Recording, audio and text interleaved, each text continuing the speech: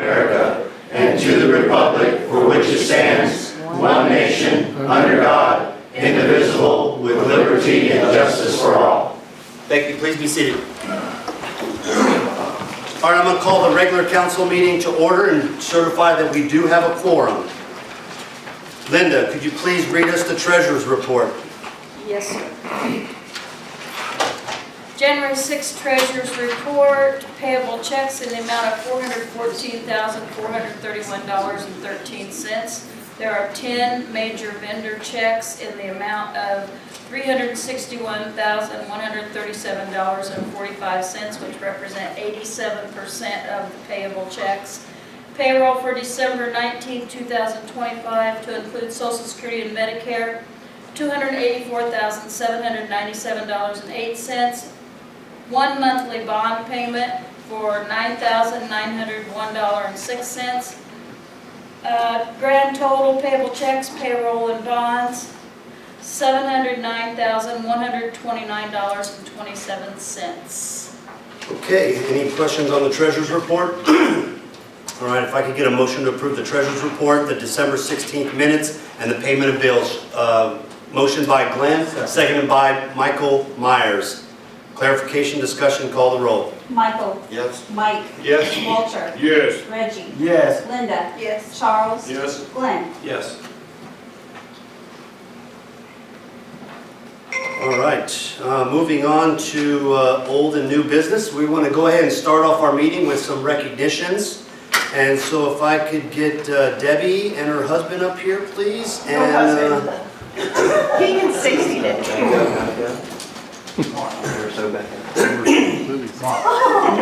I don't know. you don't want him up here? He's not the employee of the month. It's okay. It's okay. You please come on up. Please come on. I was just going to hang out with an engineer for a little bit. I'm coming up there.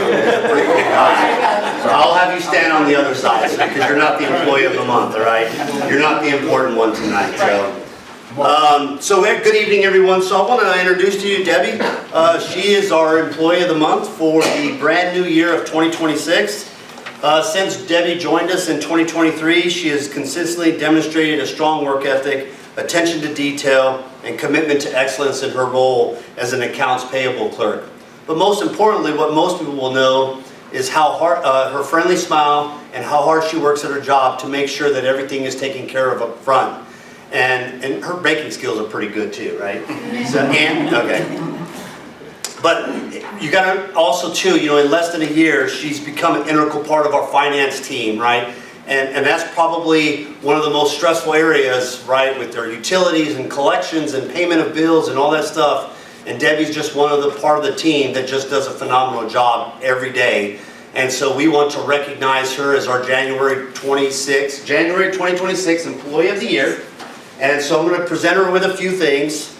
First off, Debbie, I do have to apologize. I did forget the letter at home. But I am going to present you with the most important thing, and that is a certificate for 8 hours of vacation for you. So congratulations to that. Go ahead and smile real quick. Okay, that's that. And then you're going to get a coin from the city, so congratulations.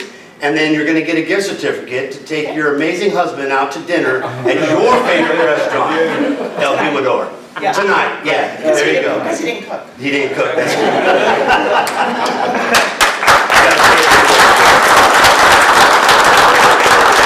Debbie, the floor is yours, Debbie. Thank you very much for this. I really appreciate it. It wouldn't have happened without the amazing team that we have up front. My girls are back there. Yeah. Without them and all their support, it makes, just makes everything work smooth up there. Yeah. So we're under a lot of pressure right now, but we're handling it, and it'll get easier. Yeah, it's pretty amazing to have your own groupie I know, section, I know. man. Right? I mean, that's pretty cool. They almost started to wave in just a second ago. Yeah. Thank you. Yeah, congratulations, Debbie.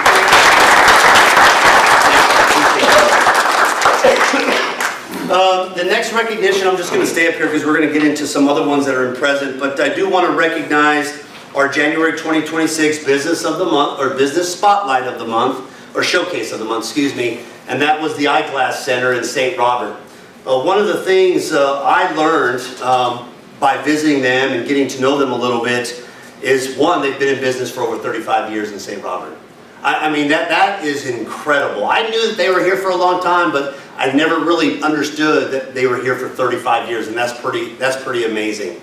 The second thing is all of their staff, which we're going to bring it up to other levels, but all of their staff is actually certified. I don't even know the term, and I'm not going to say optometrist because that's not the right term, but they're actually certified to be eyeglass fitting and doing all those stigmatism tests and all that other stuff. They're actually certified to do that. And it's not even a requirement in Missouri, but they do that because they want to make sure they give their employees the best service that they can. So we want to just congratulate them on their recognition as the Business Spotlight of the Month for the month of January 2026. So moving on to our next one, we'd like to go ahead and bring up our Christmas decoration lighting winner, and this is going to be for our residential area. And I'd like to ask Travis to come on up, please, first, because Travis was the spearhead behind this. And so, Travis, I'm going to go ahead and let you bring up the residential team or family, and then talk about them a little bit, and then we'll present. I'll present it to them, and then we'll take a picture. Okay? Sounds good. Okay. Good. Yep. So the first one was the Christmas Spirit Award, which was the best theme, and that went to Mark and Michelle Bruce. Come on up, family. You guys don't want to come up? Come on. Come on, you're part of the team. Come on. You guys are part of the team. We'll get a picture to you. Don't worry about it, okay? So if you don't know, this family, real quick, I'm going to go off of script from the holiday thing. So as we were planning our December 1st kickoff spectacular, I got a phone call or an email from Michelle, and she was asking me about the Grinch. And she's like, hey, we signed up to be the Grinch, but I think that there might be others. And I was like, no, you're the only one that signed up to be the Grinch that I know of on the list anyway. She's like, well, this is what we want to do. We met on a Saturday, came in on a Sunday to get everything fixed and get it squared away. And I will tell you that one of her station, her and her husband, her whole family station, excuse me, their setup back there in the courthouse lobby area was a huge hit with all of the kids because they did this big giant Grinch elaborate setup with a Christmas sled and Grinch, and everybody was dressed up, including the family, and everybody loved it. Well, they do that every year at their house for their neighbors, for the residents of St. Robert and Waynesville. They do it every weekend during the months of December and allow kids to come see Grinch and take pictures and stuff like that. So there's no doubt in my mind that they were going to win something because of the spirit that they put into Christmas. And oh, by the way, they go all out on Halloween as well. So if you're looking to get scared, I might have to even take a few lessons from them because that is my favorite holiday, right, Anita? Yes, sir. But anyway, we want to announce that we want to present you all, the family, with the Christmas Spirit Award to Mark and Michelle and the entire Bruce family, judged by the St. Robert Parks Committee, because we can't thank them enough for all that they did. But congratulations to you all. There you go. Thank you very much. We'll do a quick and Travis, you got something to present to them. We got a $25 gift card for you here. Thank you. Awesome. Thank you very much. Appreciate you guys. Good to see you guys again. Yep. Don't forget to take pictures, do you? Yes, ma'am, I will. Thank you. It's good to see you again. All right. The next one is the Christmas Cheer Award. And this goes, you want to talk about it? Yeah, so the Christmas Cheer Award is the best overall. It goes, the house was amazing. Started out with, everybody saw it from like ways away. The trees with this, like I call them the like starfall type look. Then once you get further on it, we were all impressed. It had a kind of black light tapestry. That's something different, but very awesome and very festive. And then it really topped it off when the whole cars heard the Christmas music coming through. So that definitely sealed the deal right there. So between all the tapestry and then all the lights and all the different lights, it's beautiful. But it goes to Gene Newkirk.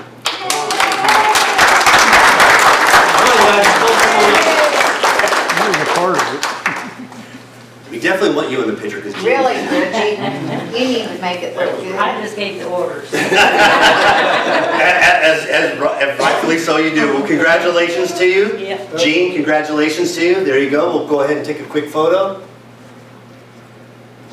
All right, you want to present them their, I'll give card. Well, don't thank you. spend it all in one place. All right, thank you. Yeah, congratulations to you. Thank you.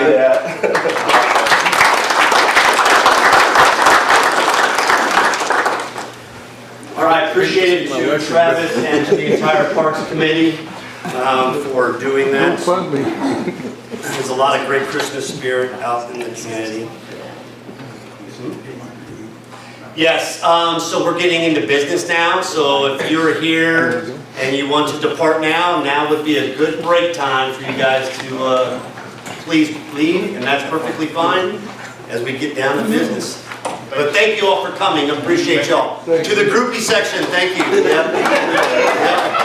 Debbie's groupies, that's what we're gonna call you from now on.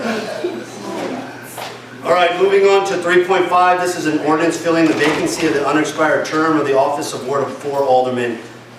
Carrie, good evening, can you go ahead and please read it as the first bill, please?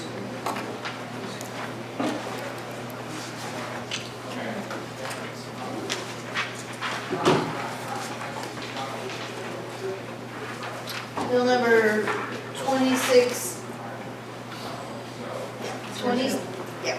number 26-001, an ordinance filling the vacancy of the unexpired term of the office of Ward 4 Alderman by the appointment of a successor. All right, can I get a first motion, please? First motion by, well, before we do the first motion, I guess I should have explained it, I'm sorry. We are going to be with George Alderman's resignation on December 31st. We are appointing John Moore from Ward 4 to fill that vacancy of office. I do apologize, I should have said that. All right, first motion was Michael Myers, seconded by Walter. Clarification, discussion, call the roll, please. Michael? Yes. Mike? Yes. Walter? Yes. Reggie? Yes. Linda? Yes. Charles? Discussion. Glenn? I noticed that the candidate has a squirrel t-shirt on.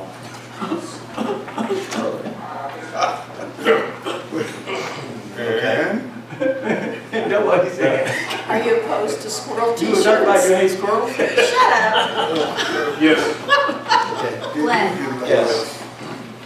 Okay, second reading as a bill, please. Bill number 26-001, an ordinance filling the vacancy of the unexpired term of the office of Ward 4 Alderman by the appointment of a successor. All right, first motion by the squirrel hater, no, Glenn, second by Linda. Clarification, discussion, call the roll. Michael? Yes. Mike? Yes. Walter?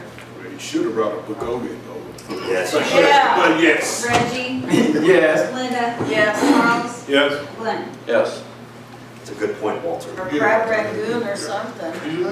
Can we get a third reading as an ordinance, please, Carrie? Maybe. Ordinance number 4215, an ordinance filling the vacancy of the unexpired term of the office of Ward 4 Alderman by the appointment of a successor. All right, first motion by Charles, seconded by Michael Myers. Clarification, discussion, call the roll, please. Michael? Yes. Mike? Yes. Walter? Yes. Reggie? Yes. Linda? Yep. Charles? Yes. Glenn? Yes. All right, if I could please call up John Moore and Anita Ivy, please. Mark, can I get you to please take some photos? Gotta remove your head. Gotta take his head. Take his head here. And your squirrel shirt. It is a squirrel shirt. So, Anita, right. So real quick, before we get to the oath of office, I just want to say real quick to John, it's great to have you back on the team. I know that George, with his resignation, left a huge vacancy for us to fill. And there was no doubt in my mind that I knew that you were the right person to fill in for him and to continue with the work that we've been doing. So I just want to say on behalf of myself and all the aldermen, we're glad to have you back on the team, John. Thank you. So Anita, please do our honors. Before I get started, the new Alderman Moore asked me to read it short phrases, Linda, not big sentences. I was telling you before you holler. So, I, John Moore, do solemnly swear and affirm I, John Moore, do solemnly swear and affirm that I possess all the qualifications that I possess all the qualifications prescribed by law and ordinance prescribed by law and the ordinances of the City of St. Robert, Missouri, of the City of St. Robert, Missouri, for the office of Alderman Ward 4 for the office of Alderman, Ward 4 of the City of St. Robert, of the City of St. Robert, Pulaski County, Missouri, Pulaski County, Missouri, that I will support the Constitution of the United States of America, that I will support the Constitution of the United States of America, the Constitution of the State of Missouri, the Constitution of the State of Missouri, the provisions of state statute affecting cities of the fourth class, the provisions of the state statutes affecting cities of the fourth class, and the ordinances of the City of St. Robert, Missouri. and the ordinances of the City of St. Robert, Missouri, And I will faithfully perform the duties and I will faithfully perform the duties of my office of my office and respect the confidences and information and respect the confidences and information which come into my possession as Alderman in the City of St. Robert, which come into my possession as Alderman in the City of St. Robert, for which I was duly appointed January 6, 2026. for which I was duly appointed January 6, 2026. Awesome. Congratulations. Well, thank you. Thank you. Gotta have the hat back on. All right, please assume your rightful seat. Thank you, Anita. All right, moving on to 3.6, bill number 26.002. Carrie, can you, can you please read it as a bill, please? Yes, bill number 26-002, an ordinance approving and authorizing the mayor to enter into a Missouri Highways and Transportation Commission Airport Aid Agreement for Air Service Promotion, project number AIR 266-057B1.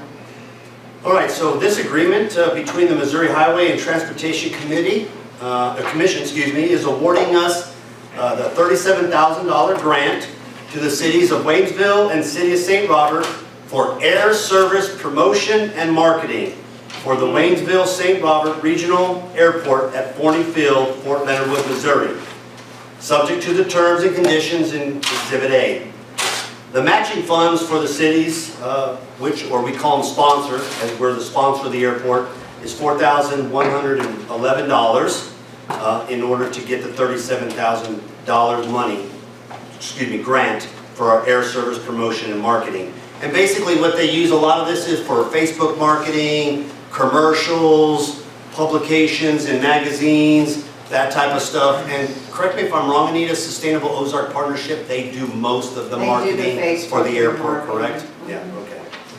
All right, perfect. Any questions from the Board of Aldermen? None? Sounds like a good deal to me. Okay, can I get the first motion, please? First motion by Michael Myers, second by Linda. Claire, yes. Glenn. Yes, Glenn. Yeah. As part of that money, is it legal for us to use our marquee to help promote something like that, or can we not do that? That's something you have to look at because this is really an airport board thing, but it has to be run through the cities as everything with the airport goes because it's the sponsors are the two cities. But yes, it could be. But I think the marketing is more earmarked to those that are traveling in. Sure. But you're right, though, marketing to our local community that, yes, you can go on to Fort Leonard Wood and fly from Fort Leonard Wood, Absolutely. whether you're military or not. You can do that. I think that's a great question, and we can take that back to the board. Okay. Thank you. No, thank you, Glenn. All right, so we got the first motion and second motion. Where were we, Dana? I just have to call roll. Please call roll then, thank you. John. Yes. Michael. Yes. Mike. Yes. Walter. Yes. Reggie. Yes. Linda. Yes. Charles. Yes. Glenn. Yes. All right, second reading is a bill, please, Carrie. Bill number 26-002, an ordinance approving and authorizing the mayor to enter into a Missouri Highways and Transportation Commission Airport Aid Agreement for Air Service Promotion, project number AIR 266-057B1. one. All right, first motion. First motion by Reggie, seconded by Glenn. Clarification, discussion, call the roll, please. John. Yes. Michael. Yes. Mike. Yes. Walter. Yes. Reggie. Yes. Linda. Yes. Charles. Yes. Glenn. Yes. All right, third reading is an ordinance, please. Ordinance number 4216, an ordinance approving and authorizing the mayor to enter into a Missouri Highways and Transportation Commission Airport Aid Agreement for Air Service Promotion, project number AIR 266057E1. All right, first motion, please, by Walter, seconded by John Moore. Clarification, discussion, call the roll, please. John. Yes. Michael. Yes. Mike. Yes. Walter. Yes. Reggie. Yes. Linda. Yes. Charles. Yes. Glenn. Yes. All right, moving on to 3.7, this is bill number 26.003. Carrie, can you give us our first reading of the bill, please? Bill number 26-003, an ordinance approving an amendment to City of St. Robert Code Section 725.020, termination and reinstatement of utility services, non-payment of utility bills.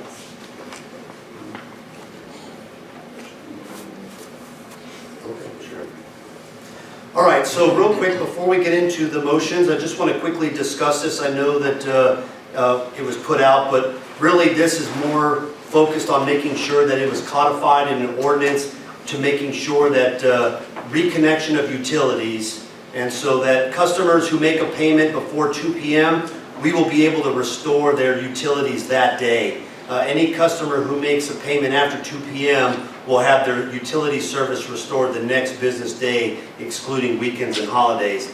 But additionally, customers who also experience a water disconnection, we also added in there that they are expected to shut off all faucets to the water reconnection and to have someone present at the service address at the time of reconnection. And this will ensure that all the water is properly flowing through the proper meter to make sure that there's no possible leaks. And so those were the two additions or the two updates to the ordinance of section 725.020. So any discussion, questions, or clarification from any board members? Walter?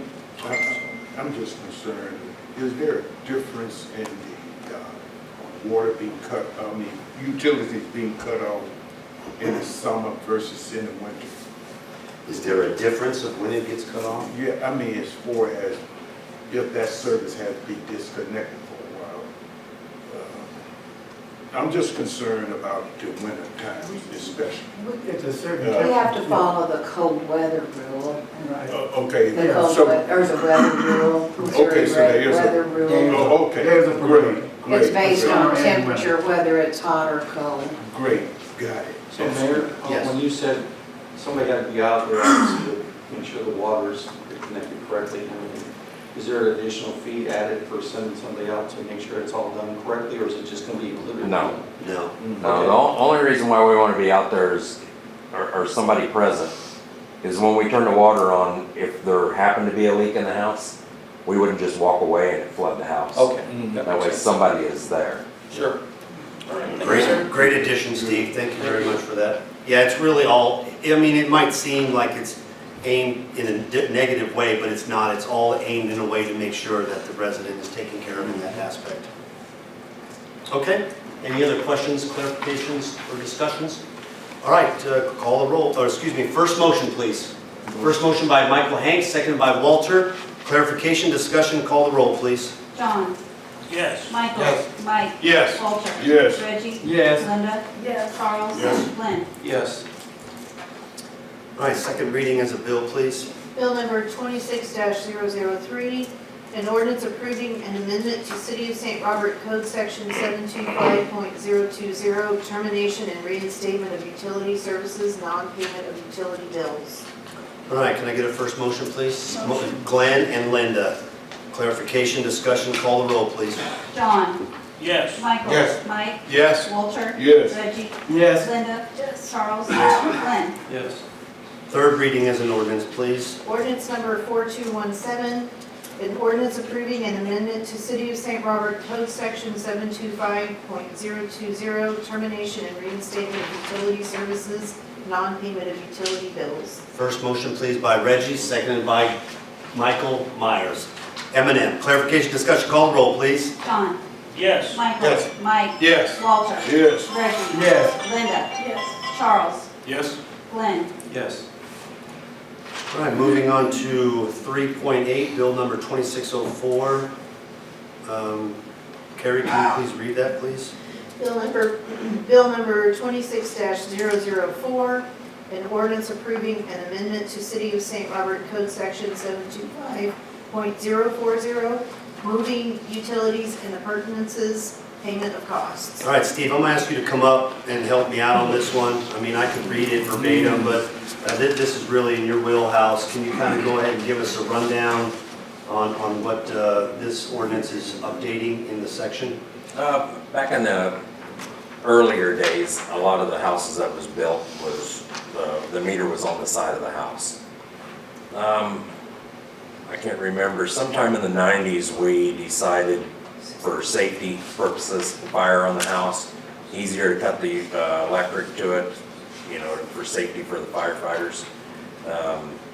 Instead of cutting the whole city block off, if we move the meters out to the easement or the right of way or next to the transformer on a pole, then we could cut them there. There is still some old houses out there that do have them on the house. And the problem with that is the reason why we don't want to maintain those. A lot of the boxes you can't get the exact same. So everybody sides around puts their siding around the boxes. So if we go in there, we're physically messing with somebody's siding on their house or their structure of their house. We don't want that. So as we come across the bad ones that are like, as long as nothing's wrong with your service, we're not gonna mess with anything. But if anything burns up on it or the meter base just goes bad, we want to be able to move it out to the right of way or on a pole, and then this puts the wire and everything that's there from the meter base to the house or the service entrance back on the homeowner. So we're not maintaining anything that's attached to the house. Only what's on the pole. Only what's on the pole. From the bottom of the meter or the meter mast to the house, then that's the property owners. That's what we're doing in all the new stuff. Have been for years. It's just a few that's real old, like the 60, 70 model houses. We're just trying to clean up this ordinance. It was never called out there, so we're trying to clean this up too. Okay, great. Any questions for Steve? None? How much would that, What kind of range could that cost somebody to have to pay to have the electric run from the meter on the pole to their house? I guess it depends on how far the house is from the meter, but Yeah, is that an expensive? it can be. I mean, we're gonna move the meter out to the pole and reconnect it there. This is just saying if it burnt the wire up, because a lot of these houses were coming, or the last one that we came to, say like it was the wire was designed for a 100 amp service, but they'd upgraded the house to a 200 amp. So the wire wasn't heavy enough, so it actually burnt the lugs and the meter base plumb up. Could have caused a house fire, but it didn't. What I'm thinking though is you're moving it for the benefit of the city, but the customer is going Not to so have much to the pay. benefit of the city. Our standpoint, we don't want to put the city liable to come in there and maintain or modify the side of your house. That should be you're the homeowner, you should maintain the sides of your house, not us.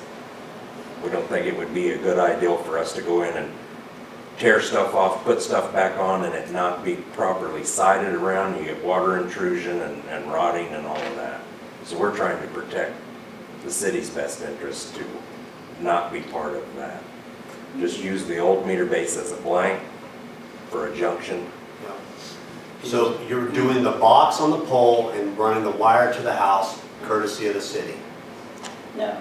Yeah, that's if The city- If they're on the house now, we have one that's on there right now, or that we come across. We've protected it with a lower amp breaker to get us by, because we're actually gonna have to dig from the pole to the house, which is about 150 feet, in their backyard, underneath the sidewalk.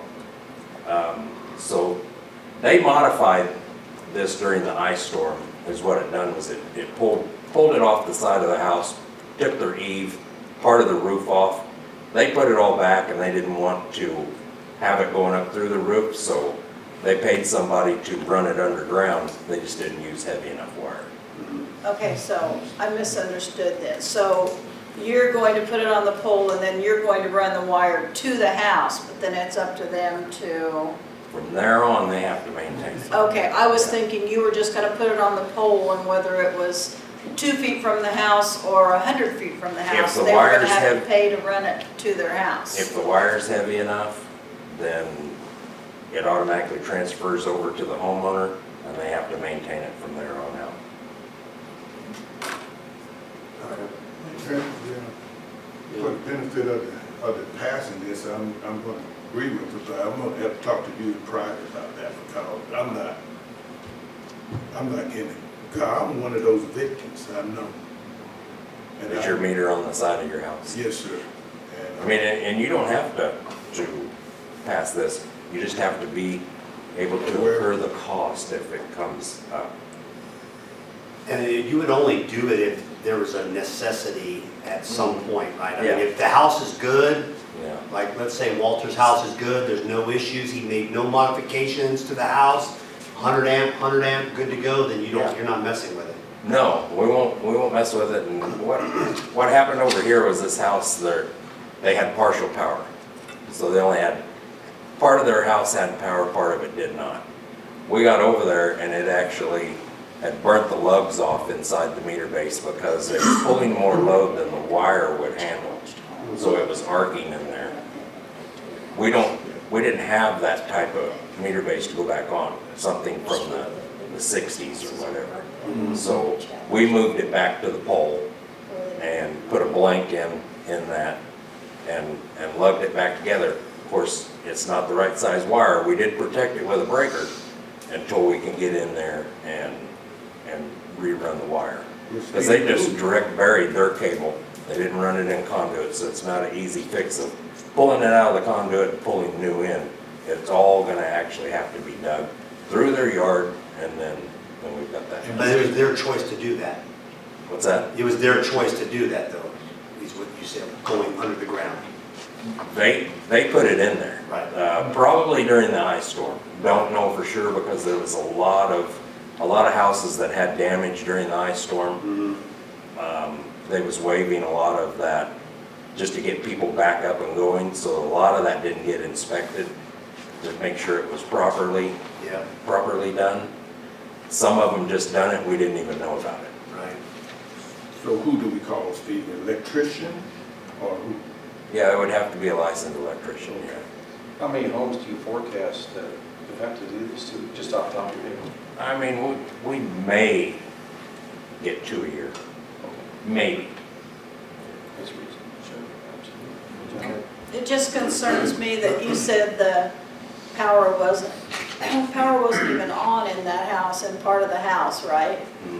So it just concerns me that they're probably already an economically challenged family, and then they're gonna have to come up with the money to run that electric from the pole to their house again, and I just wonder how people are gonna, some people might not be able to do that, and it just kind of worries me. It would be like your water line busting out in front of your house. You're gonna have to replace that out to the meter. Our meter's set, but we don't put them inside the house. We Well, put it 'em out. depends, if it's a city line, that, if it's out on the city line and it busts, we don't have to pay for it. But- No, but anything past the meter, and that's Yeah. what we're doing here, is anything past the electric meter. Is the homeowner. Almost all the homes are pushed back to the right of way or the easement.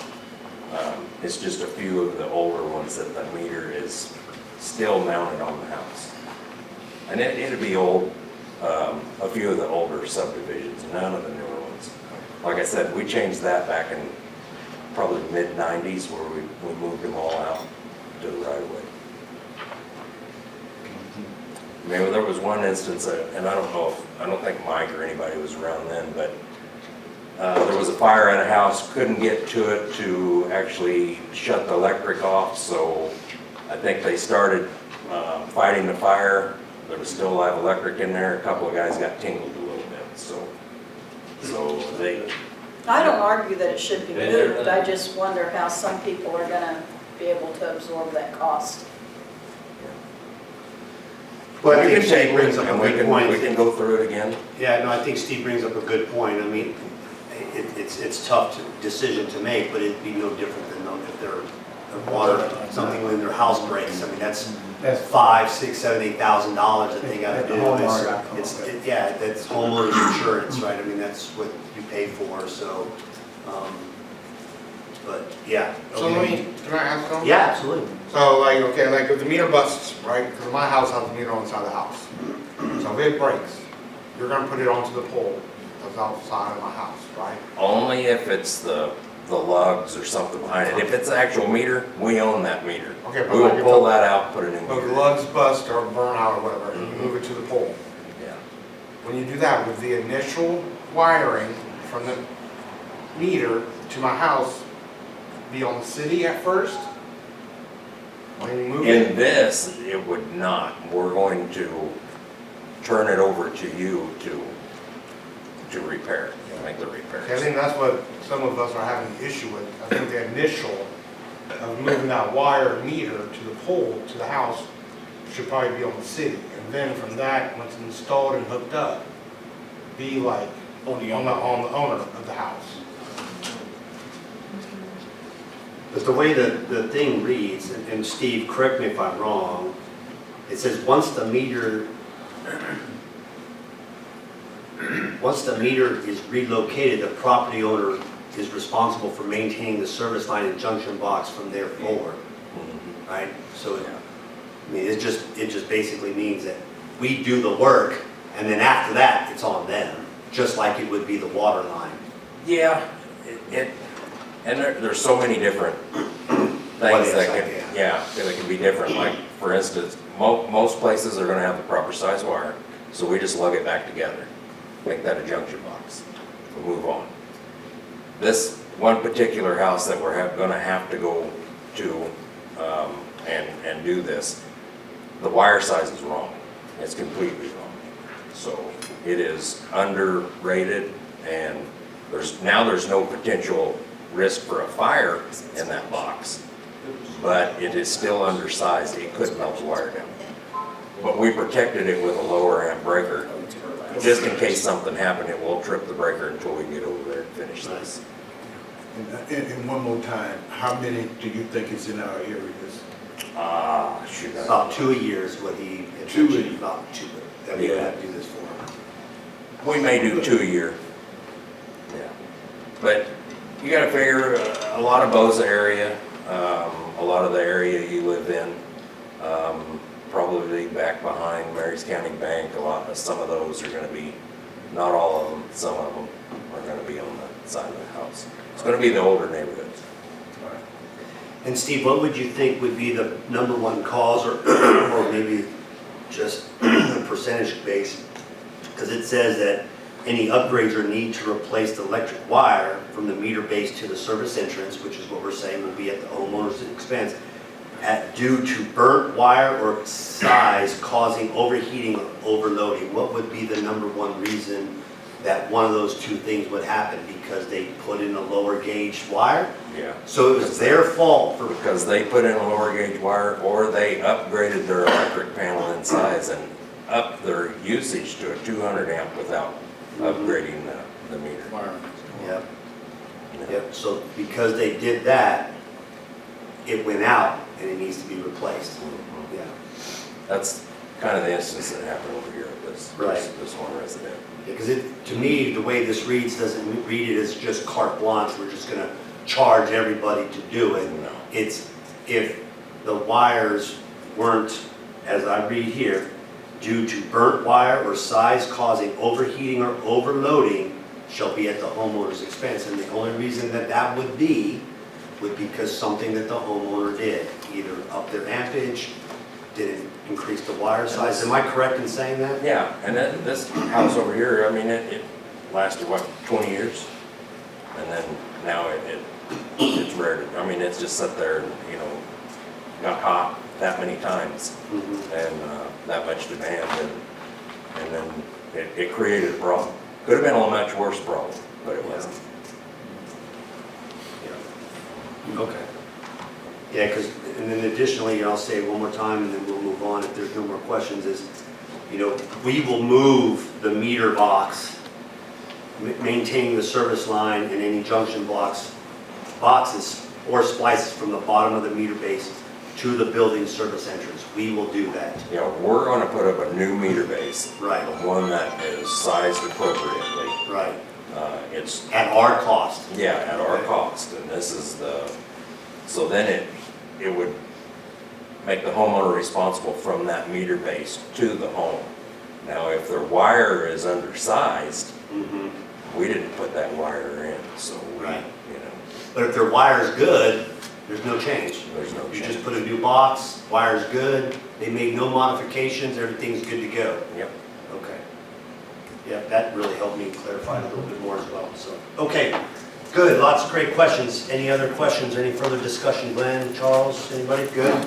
All right, we are at, can I get a first motion for Bill 26.004? First motion by Michael Myers, second by Walter. Clarification, excuse me, clarification, discussion, call the roll, please. John, Yes. Michael, Yes. Mike, Yes. Walter, Yes. Reggie, Yes. Linda, Yes. Charles, Yes. Glenn. Yes. Second reading is a bill, please. Bill number 24-004, an ordinance approving an amendment to the City of St. Robert Code Section 725.040, moving utilities and appurtenances, payments of costs. All right, can I get a first motion, please? Motion by Reggie, seconded by John Moore, or excuse me, it was Walter that had his hand up first. Clarification, discussion, call the roll, please. John, Yes. Michael. Yes. Mike. Yes. Walter. Yes. Reggie. Yes. Linda. Yes. Charles. Yes. Glenn. Yes. Third reading is an ordinance, please. Ordinance number 4218, an ordinance approving an amendment to City of St. Robert Code Section 725.040, moving utilities and appurtenances, payment of costs. All right, first motion, please, by Michael Myers, second by Second. Reggie. Clarification, discussion, call the roll, please. John, Yes. Michael. Yes. Mike. Yes. Walter. Yes. Reggie. Yes. Linda. Yes. Charles. Yes. Glenn. Yes. All right, moving on to 3.9, which is bill number 26.005. Carrie, can you read it, please? Okay. Bill number 26-005, an ordinance approving and adopting a consolidated policy for Police Department detective on-call duty, Department of Public Works employee pager duty, and related overtime pay. All right, real quick, John, this is really, I'm going to go a little bit in depth, and I know I explained it to you already, but so last city council meeting, we approved an ordinance to change the overtime pay for pager duty for Public Works. We did not do it for the police department, for the detectives. What we did pass for Public Works was that if they are working weekends or overtime, they get 3 hours of base pay, regardless if they get called in or not. That's just their pay to be on call. If they get called in, on top of that 3 hours, they get to keep that, plus they get their time and a half for their time that they come in. Before they were losing it. But what we didn't do is we didn't do it for the detectives. So what I asked us to do, and what this ordinance is doing, is it's consolidating all into one ordinance for the detectives and for Public Works and all overtime. So it's all one ordinance. No, it's all the same across the board. No favoritism, everybody's getting the same. That's what this is for, okay? Thanks, John. Any other questions or comments on that? Glenn, go ahead. Yeah, can I ask the fire chief a quick question? Sure. Mike, do you have anybody that's on call with a page or anything? No, not at all? Okay, thank you, sir. Just to clarify, we did do the police department, we did it in August. That's what I thought. We did it in August, I thought the point of, if I'm Was missing, consolidated. was to and combine. have Okay, I apologize, I'm one sorry. Instead of Okay. multiple. This is just consolidating into one. We just We already want to did the cover- police, I'm sorry, I Yeah. misspoke. We already did the police, we did public works Yeah. last month. This just consolidates it into one. Thank you very much, The two appreciate policies that. are very similar, so. Yeah. I misspoke. Okay, just wanted to. Okay, great, thank you. Any other questions, clarifications? Okay, can I get a first motion, please? First motion by Walter, seconded by Linda. Clarification, discussion, call the roll, please. John. Yes. Michael. Yes. Mike. Yes. Walter. Yes. Reggie. Yes. Linda. Yes. Charles. Yes. Glenn. Yes. All right, second reading is a bill, please. Bill number 25-005, an ordinance approving and adopting a consolidated policy for police department detective on-call duty, Department of Public Works employee and pager duty, and related overtime pay. All right, first motion, please. Reggie, seconded by Michael Myers. Clarification, discussion, call the roll, please. John. Yes. Michael. Yes. Mike. Yes. Walter. Yes. Reggie. Yes. Linda. Yes. Charles. Go ahead and add comment. Go ahead, Glenn. Real quick question, when it comes to the detectives, is that going to include all three of them? Is it all three on call at the same time, or is that one detective at a time? One detective at a time. So a rotation device, or, Yep, it's a rotation. Yes. And Glenn. yes. Okay, third reading is an ordinance, please. Ordinance number 4219, an ordinance approving and adopting a consolidated policy for police department detective on-call duty, Department of Public Works employee pager duty, and related overtime pay. Can I get a first motion, please? Motion. Motion by Charles, seconded by Michael Hanks. Clarification, discussion, call the roll, please. John. Yes. Michael. Yes. Mike. Yes. Walter. Yes. Reggie. Yes. Linda. Yes. Charles. Yes. Glenn. Yes. All right, moving on to section 4, comments by the aldermen. Go ahead and start down with, I'll give John a few seconds, so Glenn, we'll go ahead and start with you. Thank you. Charles? Comment for Facebook audience. When the city puts out ordinances and gives a brief of what we're discussing, don't let it blow up into the sky is falling situation. Allow the city administrator at least the courtesy of giving a courtesy call to her, and she can clarify anything that is a dilemma for us. So I'd appreciate that as a courtesy. Thank you. Thank you, Charles. Linda? I don't think so, but you know who that is. You don't want to talk about your Christmas event in the senior center? Oh, no. What about how many little things you sold in May that were, $420 worth at $5 each, so. wow. All right, thanks, Linda. Reggie? Kudos to Charles for that's taking. Yep. All right, thank you. Walter? Yes, I just want to say that we ended the year on a high note there. I mean, just full of joy. And we come into this new year, I just say great things happening for us. Appreciate you. Yeah, thanks, Walter. Appreciate it. Michael Hanks? Hold on just a second. There's a sidebar going on. Well, we'll handle that in the meeting. Yeah, please, because we're all in there talking. Thank you. Go ahead, Michael. Salutes of service. Congrats to St. Robert for doing the most excellent job. What a pleasure. What an honor. Yeah. Yeah, that was a pretty great event, but I cannot thank the city of Waynesville too, because they do participate as well. And With the chamber, right? And With the Cecilia. chamber, right, absolutely. But way to honor 120 service members who couldn't go home for the holidays. And it was hosted right here in St. Robert, so very proud of that. And we look forward to our 4th annual next year, so thanks for bringing that up, Mike. Michael? Thank you. John? Yes, I am thankful to the mayor, to the board of aldermen for voting me back in, and I am proud to be a part of such a great team.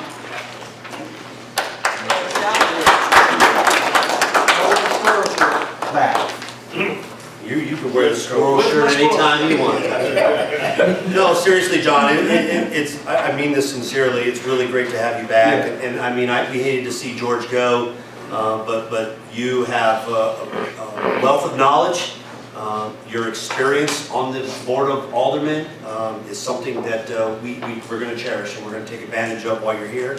So we'll definitely use you for the next year. And then after that, it'll be up to you what you decide to do, but for the next year, we got you. So thanks, John, appreciate it. All right, comments by the administration. Please start off with Mike from the fire department, please. Mike, come on up.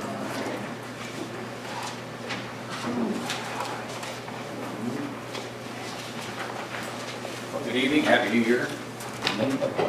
Time flies, doesn't it? It does. Man. So, start off with, let's do a little snap review here of the year last year. So we had a total of 1,220 runs altogether. And we had different categories of training, but I was going to give you a total number of trainings we did. 2,238 trainings, equaling up to 7,389 hours. That's with all the personnel together, you know, because there's certain categories that we have to meet with ISO every year. We worked 111 events for public relations, calls for service as well. So it went pretty good. Had some maintenance issues, obviously, as you all know, along the way, but that's going to happen. Just now had 2 things recently fixed Friday, small things on the ladder truck and the engine, but those are both up and back in service. So staff done a good job, and 611 fire inspections is also what we completed last year between most cities.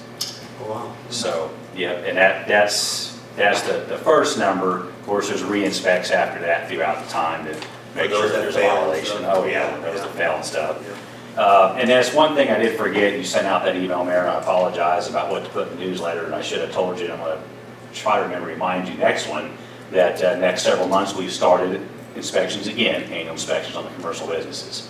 So I apologize, I meant to reply back to you, and, well, the brain just kind of just shut off, I guess. It's okay, don't worry about it. So, but yeah, other than that, everything's going good, knock on wood. I really hate to say that, because every time I do, Nita's phone rings, and she probably gets tired of hearing, that's, what's wrong now? That's how she's answering now.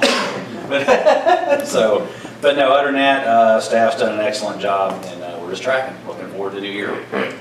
Thank you, appreciate it, really, again, to your team, and I know it's just one of many things you did in the month of December. Yeah. But that Frago of getting the flag out there for the service members, right, for them to kind of drive through, just shows the patriotism of our city, especially for those service members who couldn't go home. So it's just a small touch, and appreciate the last minute Frago to get that done, but you guys did it and accomplished it, and so just thank you for do it next year, or this year, yeah. Yeah, absolutely, when we'll do it again next year. So. Yeah, not a problem. Hey, Chief. Thanks. Yeah. Thanks for putting up, I was reading on Facebook, something to do with cancer and firefighters that I had no knowledge of all the things, the chemicals, and the things you go through that causes cancer, so. It's a big deal. It's definitely something that we used to not think about years ago, but as time has went on, a lot of stuff.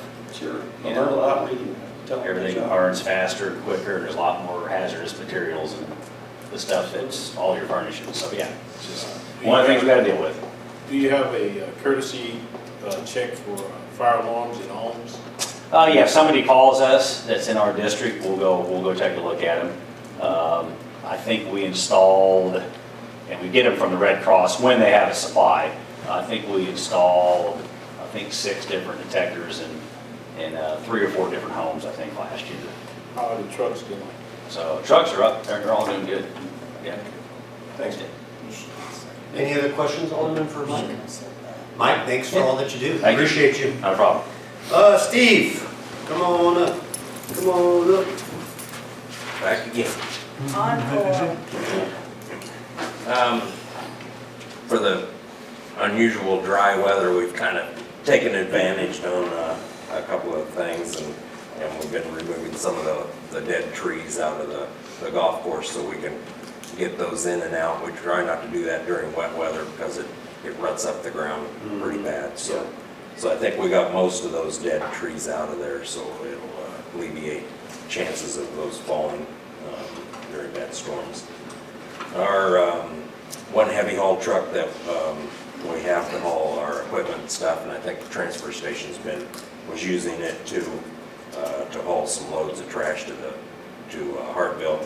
It's down. It has quite a few codes come up on it for one of the trips they went to Hartville. We're waiting on the dealer to come down and run through those codes and kind of give us a brief cost estimate if it's gonna even be worth fixing, so we'll see how that goes. What's the impact to your operations with that? We just can't move any big equipment. I mean, what's on post, is stuck on post. If something happened out here and we needed the excavator, it's not gonna happen. So we just have to contract it out? Yeah. Okay. And Keep us updated, let us know. we would haul trash trucks to get repaired and stuff. We can't do that anymore. They're gonna have to be towed. Yeah. So, All right. Okay, let us know, keep us updated on that, please. okay. And then, street department, they went out and picked up the trash along, from the interstate to St. Robert Boulevard. We started at the Freedom Rock and went east toward Cracker Barrel. That was, it was pretty bad area. So we got all that picked up. Thank you for that. Sewer department repaired a broken main and installed taps for the property out by the old Nancy Pawn Shop. If you remember, we went through some discussion with that. So, and they also are working right now on a common line that's out on High Grove Lane. We did half of it now.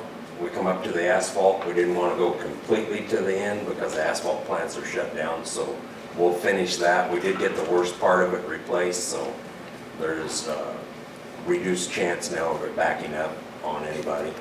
So we'll resume that in the spring when the asphalt plants open up, so we can asphalt it back as soon as we get it done.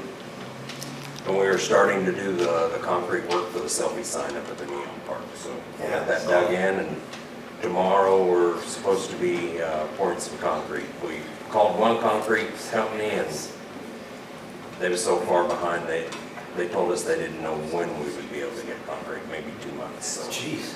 So we got a hold of another one, we're able to get concrete tomorrow. It's a perfect day to do it. Yeah, that's the first part, and then we've got 2 other sections to do there too. So. Cool, I'll go check it out tomorrow. Thanks for that, appreciate it, Steve. Any questions for Steve or comments? Thanks, Steve, appreciate you. All right, Jason, are you here? Yeah, there you are, what's up, how you doing? Same as last one. Come on up. Give us an update on Fort Leonard Wood. Yeah, trash was down a little bit last month due to everybody leaving for Christmas. 626 tons, that's still quite a bit. Recycles, they stayed up there about 112 tons. So, I don't know, down a little bit, but we made $5,000 off that, so. Got a lot of dumpsters repaired, we got 17 of them to back, trying to police things up, make it look pretty out there for them. Got one truck, it's got a glitch with a switch on it, so I think we got that figured out, got parts ordered for it, so it should be up and going Thursday. Ain't got a whole lot, everything seems like it's going good, trying to get December, and really loving this weather. Yeah, I stopped by yesterday to drop off some stuff and very clean. The yard looks great, going inside, organizing stuff, so maybe I just caught it at a good time, but thanks for what you guys doing out there. It was, and I've been on there before when it wasn't, so. We actually probably cleaned up some pallets that you were there. The pallets were perfectly stacked, I saw them. Yep, they We were were. working on that pretty hard yesterday. And all the bins were empty for recycling, so, very good. Yes, Glenn, go ahead. Hey, you said you had 17 Dipsy dumpsters that were damaged? No, I had 17 that was repaired, That was repaired? Yeah. So, out of curiosity, is it the placement of where they're at that's getting damaged by people running into them? Or? No, it's just a deterioration from just wear and tear, and just normal wear and tear, and elements, and sure, just rust. And I can speak to that because Caleb back there, my main man back there, we ran a trash a couple weeks ago, and I will tell you, some of those dumpsters out there are in pretty tough shape. Yeah. 7 or 8 years seems like it gets to kind of. Yeah, and it's just from constantly being lifted and put down, and a lot of that's got that acidic You know, that trash got acid in it too, so you like getting really Yep, hard on stuff to that solves anyway, for sure. yeah. But, yeah, how do I get you on the list to come out and help on the trash? We'll talk afterwards. I will definitely do it. You So, guys have been early, that. yeah. Tomorrow, what's the weather tomorrow? 65? Coming tomorrow. No, I'm Jason. No, seriously, I'll talk to you. We'll get something scheduled. Okay. All right? Oh, Thanks. thank you. Caleb did get a phone call that said, please don't hurt the mayor. Yeah. Sure did. Don? I really have nothing to report because I just got back from 2 weeks of vacation. Okay, great. Are we still gonna have that discussion? Because we need to bring that forward eventually, at least to have a discussion with going to that system versus having 3 different systems taking care of our network, going to one system that can take care of the entire Well, network? I had to do that before the first of the year to get that special pricing, so I had to need to sign the agreement. so Okay, good to I'm go. All right, so what it is, Alderman, what we did, it was actually a savings. Versus having 3 separate entities taking care of our network, like one antivirus, one malware, and one email. This one system, which saved us a bunch of money, it all is just one. So, good, I'm glad we were able to get that done, so.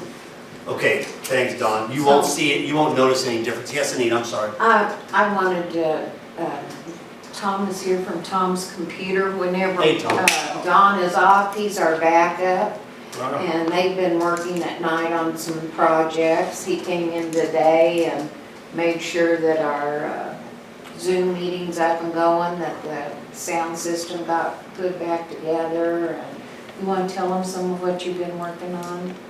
So we've been expanding all the Wi-Fi in the building to centralize it. We've centralized almost all buildings except for the transfer station, the pool, and the community center to communicate back to the municipal center. So everything's run out of here now, instead of having internet connections at each different location where you don't know whether they're down or not. Yeah. So now we can get feedback through the system, automatically comes to our phones, tells us, hey, this switch is down, or hey, this Wi-Fi is down, we go fit out and fix it. So it centralizes everything here, centralizes all the recordings from all the locations around the city back to here. And we actually increased the amount of recording time from 30 days at each location to now we're at 6 months for the whole city. For all the cameras? Yes. Wow.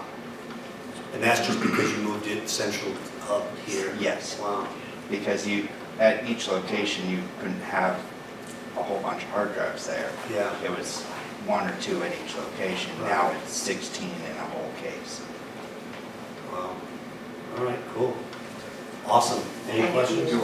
Thanks, appreciate it. Oh, I know you probably already answered this, Anita, maybe Tom, maybe Don, but the communication to the front desk, microphone and cameras It's are working done. for the front ladies now? It's Yes. done. They are done. They're done, okay, good to go. All right, thank you. Help Yes, back for sure. Mr. Ziegenmeyer. Sure, well, Jason, or is it, oh, Ricky, oh, I'm sorry, I didn't see it back there. Rick, Go ahead. in the transfer station floor, has that been repaired yet? No, No. They're still working on design. yep. It's still in design, but we did vote on it in the budget, so To once. do it, yeah, Yeah, it's so once part it's of our done, budget. we're gonna knock it out. Now, has the retrans for the police department, has that been connected yet? The what? The retrans, I think that's done too. I think the tower was done, yes. It Yes. was done during the holidays or before the Mine. holidays. It- Don's saying, yeah. It's almost there, the link for the radio system. Yeah. Yeah, it's almost done. So But when is it supposed to be complete?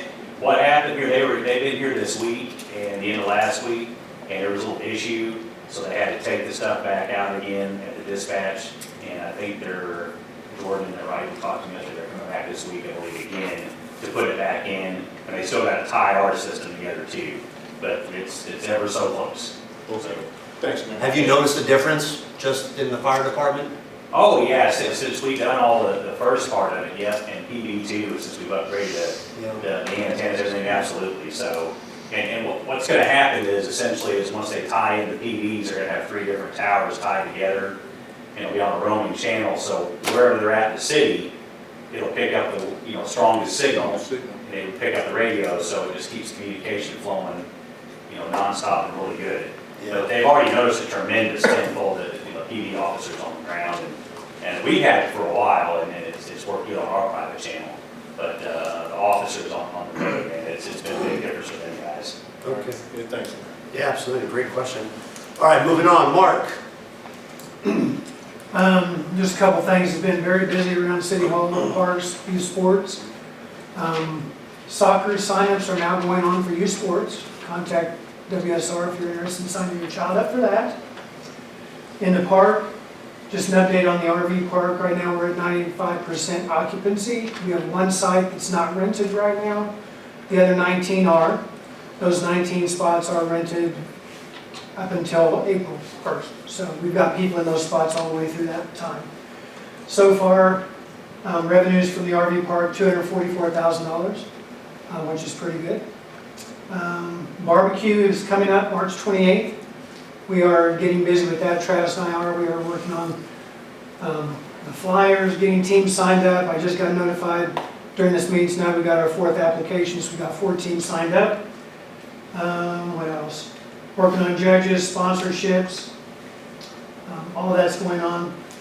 Continuing to work with Ms. Neal on budget, getting those revisions done. Applicant stack with Ms. Dana and HR, working on that to make it fine-tuned and refined, more automated so that we increase communication between an applicant from the time they apply, from the time we can screen them, get back with them, set them up for an interview, check their qualifications if they're qualified for the position. If not, let them know there might be another position available that they'd be more qualified for. And then set up interviews, get them hired, get the background screen and everything like that. And try to fine-tune that, get it automated. That way our supervisors have to work on 2 different points. Everything else is automated with email messages and questionnaires. So we've been working on that. Time and attendance with Tyler, still in the pilot phase of doing that. So we're still working there. And working with the park, like the Neon Park with the selfie sign, trying to get that done. And then looking at any type of revisions or updates to the community center. The roof, fantastic, no leaks, no nothing so far. So that was a very, very good improvement to the community center. But now we're looking at maybe some improvements to the flooring up there. So just looking at budget, seeing if we can get some quotes on that, seeing if that's something that's feasible to do. So that's, yes, sir. Where do you see your shortcomings at as far as employees for each department? What was that, I'm sorry? Where do you see your shortcomings at for each department as far as filling the departments to make sure we have the employees that we need to operate the city? Which departments Any of them. are the hardest to hire for? Is that what you're asking? To a degree, yes. To a degree, yes. Yeah. I would say CDL drivers, probably for the transfer station. And what, are you getting any feedback on why they don't, if somebody comes in, why they're not wanting to take a job, or we get Well, anything? the issue is people having the CDL, getting a qualified person to apply for that position. And we're trying not to lose applicants. That's one thing that Ms. Anita, Dana, and myself were talking about today, is from the time a person applies, if we have a job opening, let's say we have a job opening today, we get that job posted, it's online. If we have applicants coming in within 2 or 3 days, we want to get back with them as soon as possible. Because if they're looking for a job here, there's a good chance they're looking elsewhere as well. So we want to make sure we get the good qualified applicants as part of our employees instead of losing them somewhere else. So that's one of the things we've been trying to work with Applicant Stack on, to fine tune, automate that. That way every 2 to 3 days they're hearing from us. The email messages that we are making templates of, it might be us, it might be the computer putting their name in, that type of thing, but it is communication from us. We're getting feedback from them, having them fill out a questionnaire about their qualifications. Do they meet the qualifications we're looking for? For instance, the park assistant, when we interviewed the other day, One of the questions we have in the questionnaire is, can you swim? If the answer is no, well, we know that applicant has to be a lifeguard. So we know that that applicant probably doesn't meet those qualifications. If the answer is yes, part of the questionnaire is, on a scale of 1 to 10, 1 being you can barely dog paddle, 5 being you can save yourself, 10 being you can probably save somebody else, where would you rate yourself? It just gives us more information about that applicant to find out if that is somebody with that qualifications that we feel would be a good person to interview. For the CDL driver, we ask them what type of CDL do they hold?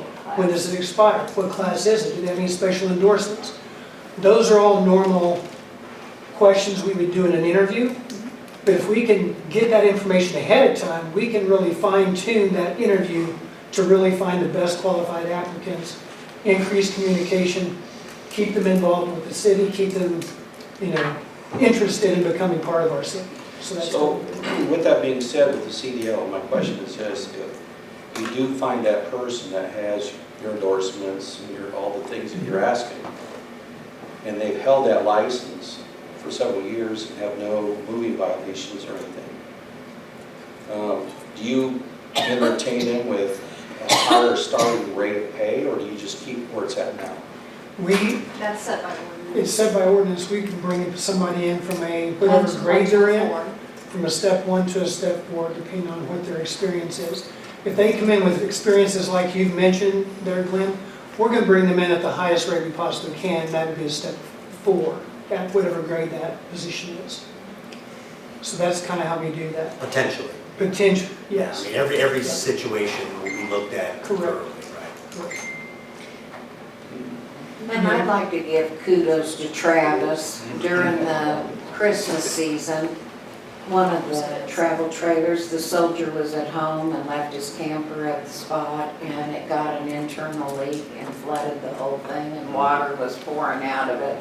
And because they check them every day and keep track of them, Travis was able to get a hold of the soldier, and he was able to get it. We turned off the water and they were able to get somebody in there. So, I mean, That's unfortunate. that was awesome.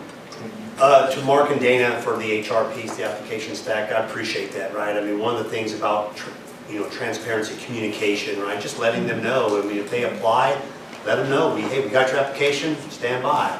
Hey, we're reviewing your application, stand by. That type of communication versus them applying and not hearing nothing for 5 weeks. That's not the right thing to do. Not that was happening, I'm just saying that that's what we don't want to have happen, to get them stuck in that cyber portal. That's right. Right? We want to be able to have a pattern and stuff like that. So really, really glad to see application staff really taking off and really making us more efficient when it comes to hiring the right people for our team.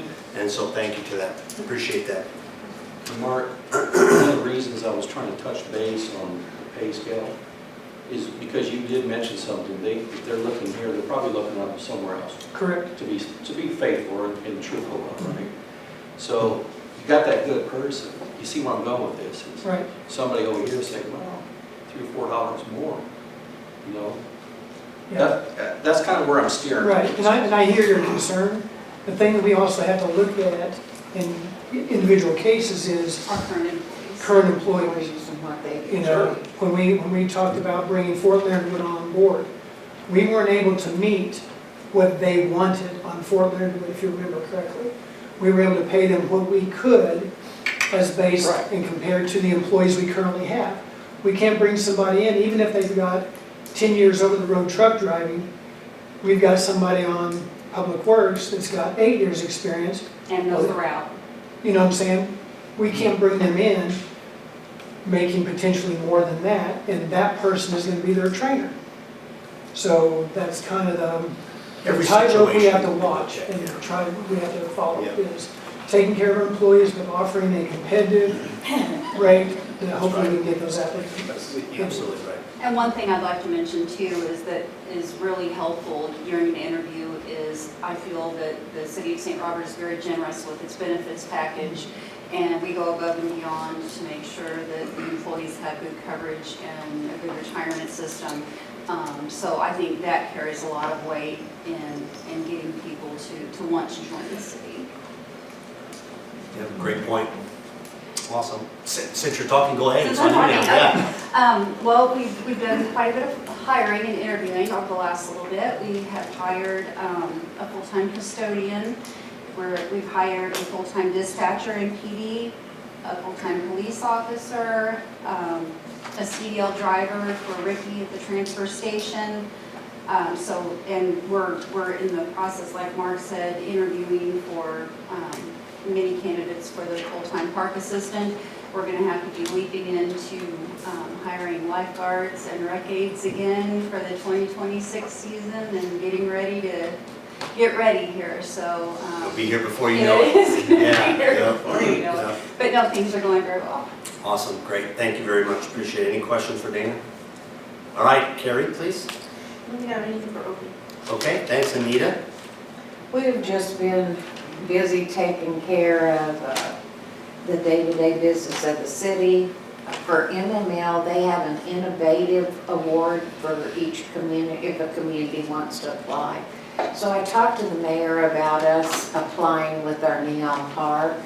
And so the mayor said he thought that would be a good idea. So we're going to put together a display and try to see if we can compete and have, be part of that this year. We have done it 1 year prior to, probably back in 2014, 15, when we did the military rocks and the painting, the patriot painting on the rock. And we didn't get it, but we thought we'd make another run at it since we're the first neon park in Missouri. And you all should have found books at your table where we're the feature for the Missouri tourism for the year on the cover of it. So, I mean, that's really something to be there. And it'll be out for a whole year on that. The,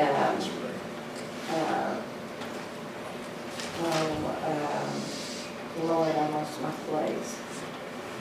We've showed commercial property, working with Mike and Curtis on fire and police projects that we have going on, going back through ordinances to see what we consolidated, what changes need to be made. Once a year, they put out like a consolidated law, changes in law, and so then we send that to legal and they start going through it and then we start going through it, and so that's a big process. And we just did that in the last 30 days, Carrie, 45 days, we sent that out, that code 360 changes. Maybe Ty's got it, yeah. I'll resend it. Okay. So we've been looking at that and just being busy. Awesome. Got a question. Go ahead. Ms. Anita, I got 2 questions for you.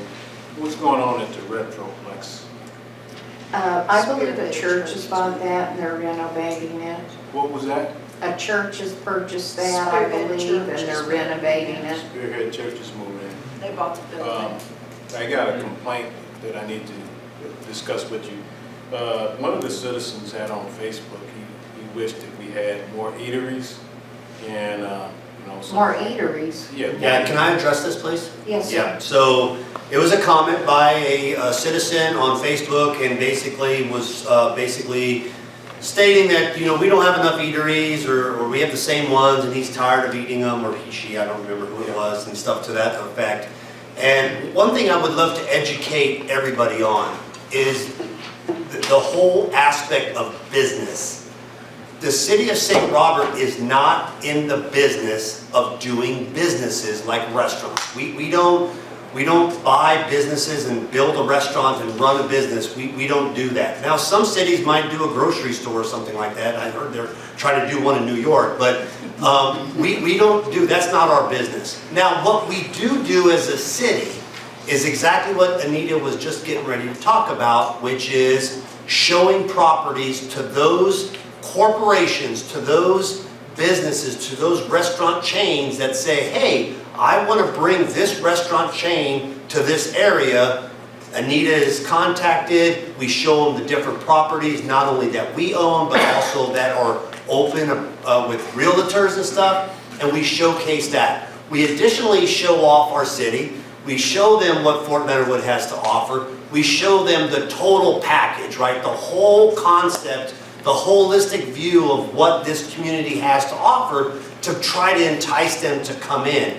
Because at the end of the day, it's their money, their risk, right? Their dollars, their livelihood that they're investing into this particular restaurant. And I'll just use one as an example. Golden Corral, right? If someone wants to do a Golden Corral, they have to come in, invest their money, and take all the risk to come here to do it. And so, of course, we're going to entice them to come because we want them, right? We want new businesses. We want new restaurants. And regardless of what people say, the Committee of 50 doesn't stop anybody from coming to the city. That is totally inaccurate. That is a false lie. That is not true. The Committee of 50 does not stop any business, corporation, or company coming to this area. What they do is they promote this area. They help promote this area to entice businesses to want to come to be a part of our community.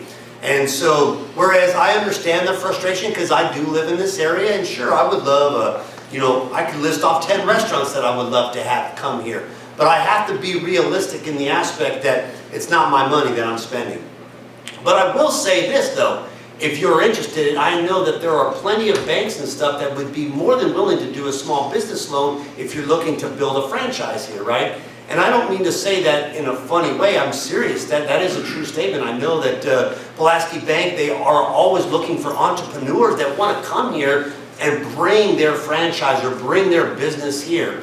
And I will say this, and I'll close this out and open up for any questions that you might have after what I said, is that Anita and the team, every Friday, right? Every Friday they're making phone calls. Now they might not sit there and call all day, but they're making a few phone calls every single Friday to those companies, to those corporations, to those food chains, trying to get folks to come here.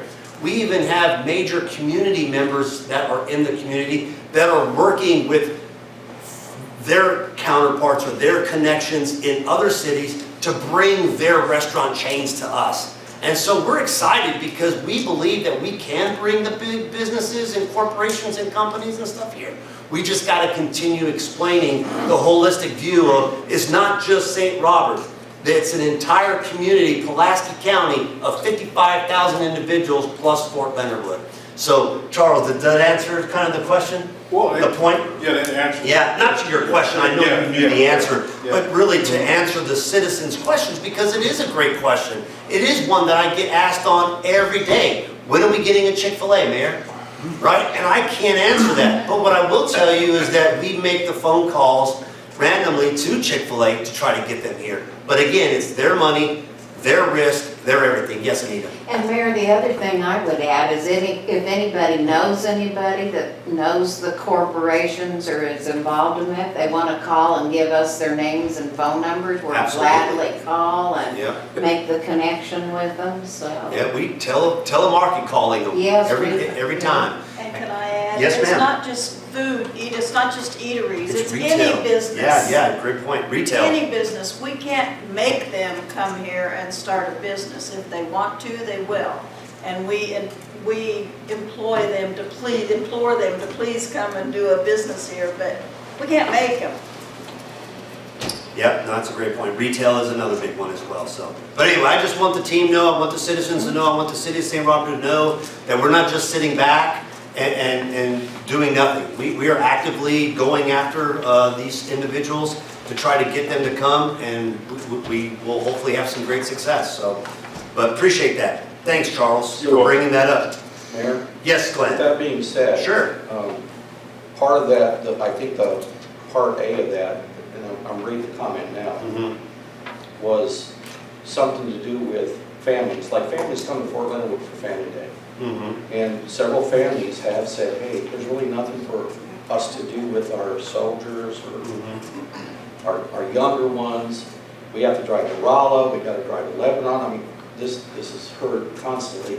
Trust me, I hear it every day. Yep. Oh, and that was part of it. But then going back to what you're saying with the restaurants, does this include dense population? Is that why they don't want to come in? Well, they don't give us the reason why they don't come in. They don't tell us that. We believe that it's population based, right? I mean, But again, and that is why one of the things that I had talked to, we had what we call the trifecta of mayor meeting, which is the garrison commander, myself, and Sean Wilson from the city of Waynesville. We had a meeting with the CG of Fort Leonard Wood. And one of the things that I had asked the commanding general, and we have instituted this and we will do this, is that when individuals come, developers want to develop, we're going to take them on to Fort Leonard Wood. Not only just take them around Fort Leonard Wood, we're going to let them get briefed by the mayor of Fort Leonard Wood, the garrison commander. We're going to take them and show them around. We're going to really go a little bit further than what we were to show them what Fort Leonard Wood has to offer. Because we can throw up a PowerPoint slide and say 80,000 people traverse through the gates every year on Fort Leonard Wood, and that is not a number made up, that is a true number. 80,000 people traverse through those gates every year. Those 80,000 folks are going to shop, eat, sleep, and reside in this area, whether it's for a day or for a year, and that's what we need to do. So, bottom line, it's one of those things we continue to work, but we have the great support of Fort Leonard Wood. Sean Wilson and I from the city of Waynesville, we have a great relationship because we're all about the number one thing, and that is the development of our area. Not to turn us into a big city like DC or LA, because I think most of us live here because we like the smaller, but we definitely would love to see some more things, and we're going to continue to work that. So I have heard in the past at city council meetings that one of the reasons, like Olive Garden, that's the big one. Everybody wants Olive Garden. They have a population that they have to have in order to put a restaurant there, and they don't count Fort Leonard Wood as part of the permanent population. I've heard that too. I don't know, I've never seen it in Put out at one writing. of our council meetings Yeah. one time, so Yeah. I'm just saying that they don't. And at one time, there was something, Anita, do you remember when there was something about us incorporating part of Fort Leonard Wood and Waynesville incorporating part of Fort Leonard Wood into our population? I remember when there was some talk about that, but it didn't. No, it never went anywhere, but that was one of the That was reasons so we why, could so that we count could our attract numbers. more Yeah. businesses. Yeah, I've heard that too, and I've heard like Chick-fil-A, you have to have a minimum 50,000, right? You know, Yeah. in a city and stuff. One So, but- more statement. but- I don't want to get you upset. No, I'm not upset. I'm not upset at all. I'm just trying to state the fact to make sure, I want to make sure everybody's clear. Right? I want everybody to understand that we are not in that business, but we are working it, trust me. We are doing all what we can. Now, also, we were working on a complex. Remember that sports complex we were working on with the Growth Alliance? Right. A gentleman asked about it once before, where was it at? And I informed him that the Growth Alliance was going to look at it in the next several months.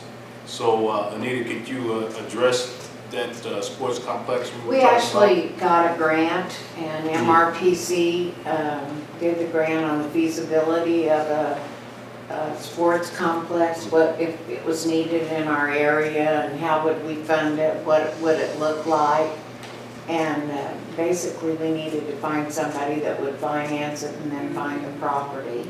They did look at property, and we even talked about in those meetings we had, if maybe it would look like we could put baseball fields in Crocker, soccer fields in Waynesville. St. Robert would have pickleball, say, now see the mayor looked when I said pickleball. If we could pickleball in St. Robert, but it was a really in-depth study, and then when it come down to money and trying to put it all together, you know, there wasn't a lot of investors waiting. Yeah, because it was not a plan, it's a feasibility statement, is what it was. It was not a plan. Everybody thought that, because everybody went into this briefing, thought that these people that were briefing it were going to finance this thing. Yeah. And then they basically stopped and said, okay, well, that's it. They're like, well, what's next? They're like, well, it's on the community of Pulaski County, because it's $80 million to build that thing. $80 million. $80 million was the price tag. Sure was, yeah. So the Growth Alliance is going to look at it again and try to, see if we can get. Yeah. They wanted to leave it on their agenda and not take it off, because they don't want it to go by the wayside. Because it is definitely a goal, but I mean, we just don't have 80 million. Now, what we have talked about, Charles, because then this is a good point, is, you know, starting off small somewhere, right? Maybe we just build a road and curbs this year, and maybe a bathroom next year, and a softball field the next year, right? We don't have $80 million unless an investor wants to come in and do it for us. So if you know anybody, let us know. Yeah. That'd be great. So, but yeah, that's a great feasibility study. Okay, anything else? Anita? No, sir. All right, great points, thank you very much. So I'm gonna just have a few comments because I know we gotta get going, it's already 6:30. Just wanna wish everybody a happy new year, hope you had a great holiday season. I know that the city staff, we definitely took care of them during the holidays, but they were hard at work, even up until the days of, so thank you to that. We wanna thank Tim, and we wanna welcome them back from Christmas break, so Tim, Tim, can you go ahead and please introduce your team to us? Thanks. We've got Emily, Josh, Gene, and Denver here. We're from Waynesville High School and Southland High School. We appreciate y'all having us. Well, we appreciate you. Thank you. We really love to be able to have you here. One, because for those that can't make the city council meeting because life is busy, they get to watch it on their own time because of you and your team, Tim. So we just want to thank you for that. So appreciate you. The next thing, I just want to throw a plug out for Travis. There's a cornhole tournament coming up in a couple of weeks. The flyer's out on Facebook. Please share it with the community. I know that there's a few folks on our team think they are on our city team, like Ricky's guys can win, so we'll see if they can do that. So, next thing is election filing. So just to let everybody know, the election filing has closed as of 30 December. And now we are in the administrative piece of certifying those individuals. And from what I read from the council was that around January 27th, they'll have an official list of those that are officially on the ballot for the election on April 7th. 6th or 7th? 7th. Yes, the Tuesday. Yep. Yeah. April 7th. The next thing is the newsletter has been published on the website. It's been getting good responses. I think we're like up to 200 views, so please share that. It's got a wealth of information. I know it's long, but it's good information. And then the last thing I'm going to close out with is I just want to say a big thanks to Caleb and Casper. Right? They didn't. First of all, they didn't kill me. They were warned not to. No, I'm just joking. During the holiday season, I had an opportunity to go out and spend the day with them out on a route, on the back of a truck, and really just wanted to see and get a good visual understanding of what our transfer station folks go through.